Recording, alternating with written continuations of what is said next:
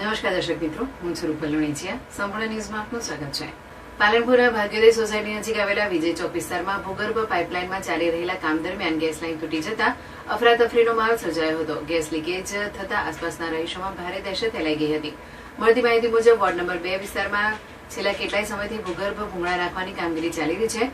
JCB દ્વારા ખાડા ખોદતી વખતે જમીનની અંદર પસાર થતી ગેસ પાઇપલાઇનને નુકસાન પહોંચ્યું હતું, જેના કારણે અચાનક ગેસ લીકેજ શરૂ થયું હતું અને પ્રેશર સાથે ગેસ બહાર નીકળવા લાગ્યો હતો. ઘટનાને પગલે આસપાસના લોકોમાં ભયનો માહોલ સર્જાયો હતો.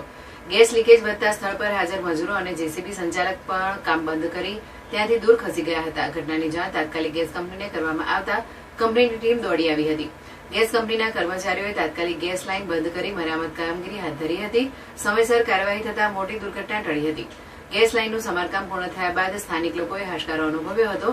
સ્થાનિક રહીશોએ જણાવ્યું હતું કે વિસ્તારમાં લાંબા સમયથી ધીમી ગતિએ કામ ચાલી રહ્યું છે, જેના કારણે લોકોને અવરજવરમાં ભારે મુશ્કેલી પડી રહી છે.